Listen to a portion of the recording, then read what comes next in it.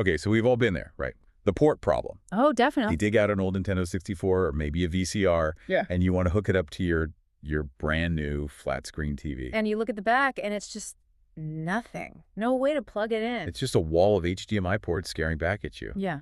And sure, you can get one of those cheap little dongles online. The ones that, break after about a week. Exactly. So today, we're looking at something a bit more robust. Yeah. The industrial solution. We're talking about the WolfPack 5X1 HDMI Media Center. And it's called a media center, but that almost feels like an understatement. It really is. I'd call it more of a universal translator for audiovisual history. Universal translator. I like that. Its whole job is to take 5 different kinds of chaotic signals and discipline them. Right, into one clean digital stream. Precisely. So let's talk about the inputs, because this thing is like a Swiss Army knife for AV geeks. It really is. You've got your standard HDMI, obviously. Of course. But then it digs into the archives. You've got composite video for VCRs. Component for like early 2000s gear. MHL for phones. And don't forget VGA. Right, VGA. For those 10-pound corporate laptops that sound like jet engines but are still running some critical piece of software somewhere. Exactly. But, I mean, just having the plugs isn't the impressive part, is it? Not at all. The problem with most of those cheap converters is that they just pass the signal through. So garbage in, garbage out. And you get this fuzzy, low-res mess on your big, beautiful TV. Mm-hmm. The WolfPack is different because of the silicon inside. It's running an analog devices scaling chip. Okay, wait. Upscaling is usually just a marketing buzzword for making a blurry image bigger. Is that what's happening here? That's a great question. And no, it's not just stretching pixels, which makes everything look muddy. Okay. Analog devices makes broadcast-grade hardware.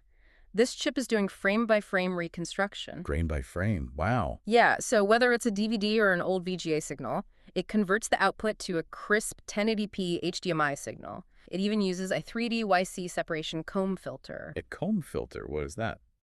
Not for your hair. Think of it like a really smart sieve. It separates the color signal from the brightness signal. Oh, to get rid of that shimmering, staticky effect you see on the edges of things. That's exactly it. It eliminates that dot crawl and noise. So the picture is clean, that's great, but, pretty graphics don't matter if your game feels like you're swimming through molasses. Right. All that processing sounds like it would add a ton of lag. That is the gamer's biggest fear.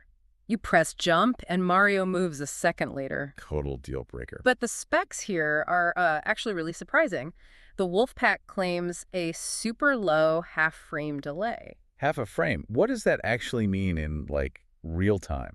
To put it in perspective, at 60 frames per second, a half-frame delay is about 8 milliseconds. 8 milliseconds. Yeah. I mean, human reaction time is around 200 milliseconds, so this is faster than your brain can even process. So basically no lag. Essentially no lag. Okay, so it's good for gaming.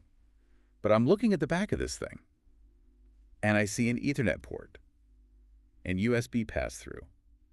That seems like overkill for just plain Nintendo. Well, that's because this isn't just for the living room. It's actually designed with panel mount capability. Panel mount, you mean like you can install it right into a wall? Into a wall, or more likely, a conference room table. Ah, okay, now I get it.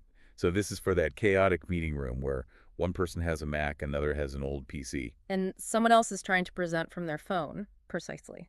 It handles Ethernet, telephone, USB 2.0 pass-through. It even has a USB charging port. So it's designed to clean up all that cable spaghetti. Exactly. You connect video, internet, and power all through one central hub.